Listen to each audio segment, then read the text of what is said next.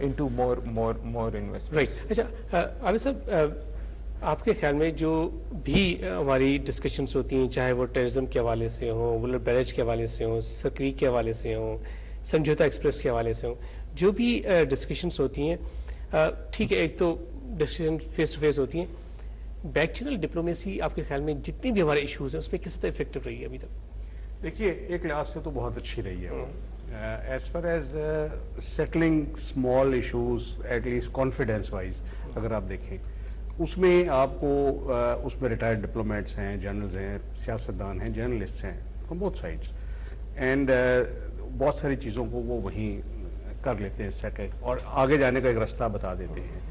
دیکھیے دنیا میں بڑے ملک ہیں جو آپس میں وار کر رہے تھے. ہمیں پہلے 1947 کے بعد تقریباً 15 سال تک تو خوف رہا کہ انڈیا ہمیں ابزارب کر لے گا. اب وہ خوف نہیں ہونا چاہیے بیکاز میں after having serve 35 years in the air force can say کہ انڈیا کا نہ تو کوئی ایسا ڈیزائن ہے کہ وہ آپ کو ابزارب کر لے آپ کو فتح کر لے. اب ساری گیم اکنامکس کی ہے. اب ہمارے سارے سلوشنز اس کو ٹھیک کرنے میں نکلنا چاہیے.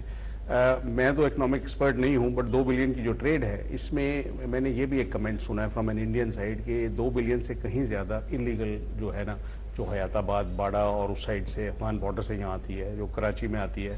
لاہور میں کچھ جگہ ایسی ہے کہ آپ آج ان کو فرمائش دیں وہ آپ کو بتاتے ہیں جی اگلی ٹرین سے وہ چیز انڈیا سے آ جائے گی.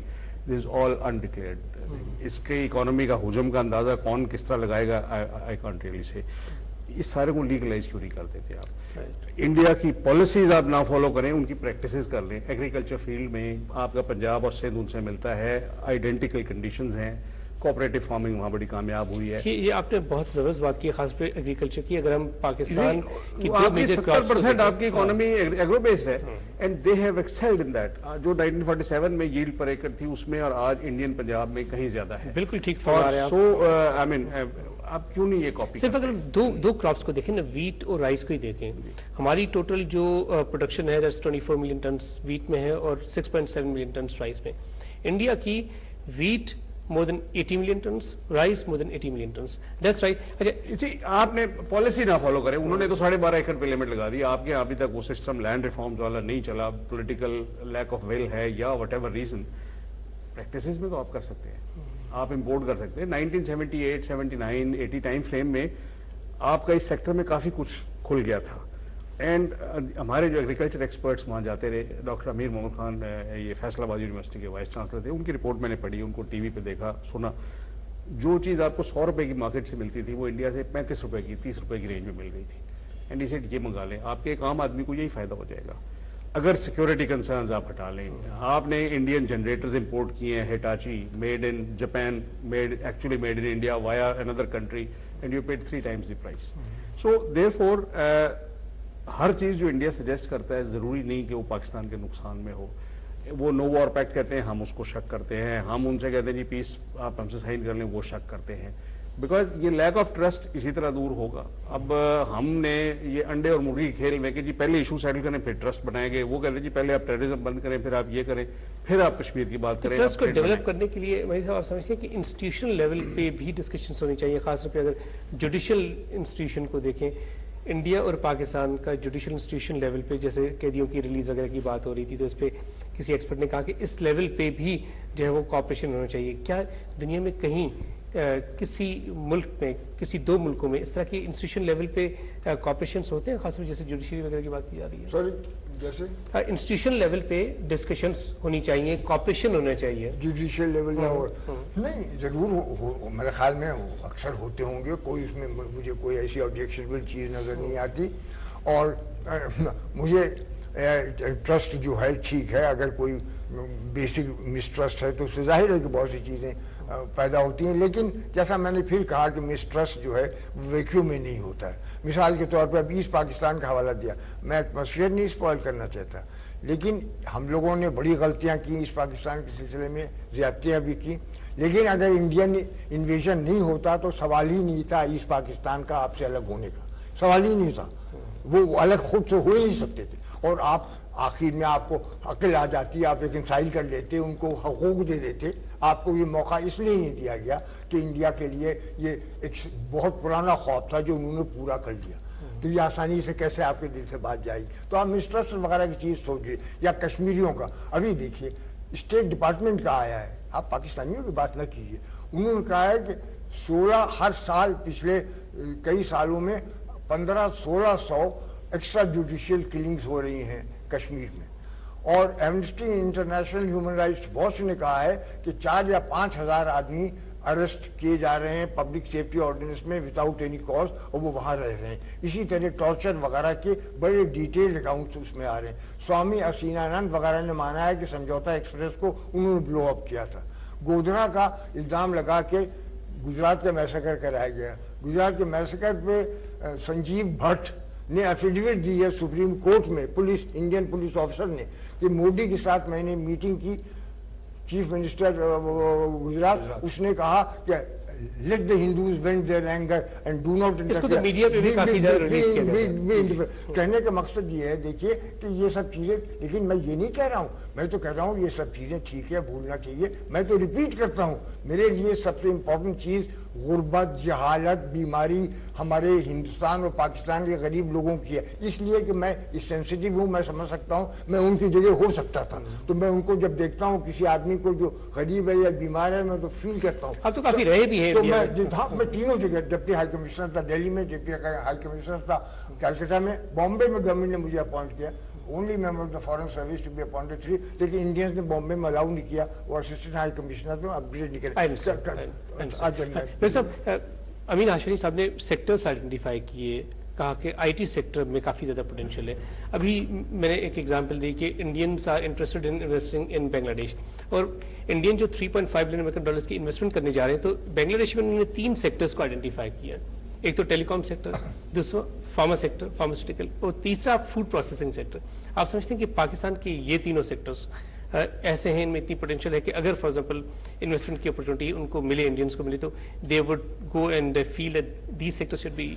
Khalid will not happen overnight, It's just the start. That's what I feel, इसमें थोड़ा सा टाइम लगेगा, because not at this stage. Indian investors will come, they will invest in Pakistan, but IT, you said, they are very much advanced, और काफी मतलब यहाँ पे हो सकता है, और अब उनकी कॉस्ट ऑफ प्रोडक्शन बढ़ती जा रही है। जैसे अगर पाकिस्तान में इन्वेस्टमेंट करते हैं तो हमारी cost of doing business less है कंपेयर टू इंडिया। दूसरा, जैसे अभी आप बता रहे थे वीट और राइस की, कॉटन बीटी कॉटन के अंदर उनको इतना कामयाब रहा है इंडियन कि आपको अंदाजा नहीं है। उनकी 18 मिलियन जो थी वो प्रोडक्शन हुआ करती थी। बीटी जब उन्होंने इसके अंदर फील्ड में काफी उनको प्रोग्रेस हुई, 34 मिलियन के ऊपर वो उसको पे ले गया, जो पाकिस्तान लास्ट ईयर बहुत बड़ी कॉटन मतलब उनसे लेता रहा। बाद में कुछ प्रॉब्लम भी हुई कि जब कॉटन के प्राइसेस बहुत ज्यादा बढ़े तो उनके एक्सपोर्टर्स ने और हुकूमत ने पाबंदी लगा दी और वो नहीं गया। नहीं, इस पर मैं चाहूंगा, जैसे कि आपने कहा कि बीटी कॉटन की वजह से इंडिया की प्रोडक्शन बढ़ी। अगर हम 10 साल पहले देखें तो हार्डली 10 मिलियन बेल्स थी, इस वक्त 35 मिलियन बेल्स है। इंडिया तकरीबन 10 मिलियन बेल्स कॉटन एक्सपोर्ट कर रहा है। पाकिस्तान के साथ जब मुआहदा हुआ, पाकिस्तान के स्पिनर्स ने जब मुआहदा किया, उसके बाद जब कॉटन नहीं आ रही थी, तो गवर्नमेंट लेवल पे क्या डिस्कशन हो रही है? देखिए, किसी भी चीज को ब्लॉक करने का बहुत इजी तरीका होता है, और तकरीबन कोई 1 मिलियन बेल्स जो थी जिसके सौदे हो चुके थे, तमाम कॉन्ट्रैक्ट साइन हो चुके थे, वो हुकूमत ने कुछ पाबंदियां लगाई, कुछ लोग जो थे जो लोकल्स थे वो प्राइस बढ़ने की वजह से निकल गया। At the end of the day पाकिस्तानियों को बहुत बड़ा लॉस हुआ इसके अंदर। 1 मिलियन बेल जिनके सौदे थे जो आना था वो हमारे पास नहीं पहुंचे, जिससे हमारी टेक्सटाइल इंडस्ट्रीज जो थी वो भी इसके अंदर सफर किया है। तो what I am trying to से कि लैक ऑफ ट्रस्ट जरूर है मतलब, और उसको थोड़ा सा टाइम लगेगा उसके अंदर कि एक दूसरे को।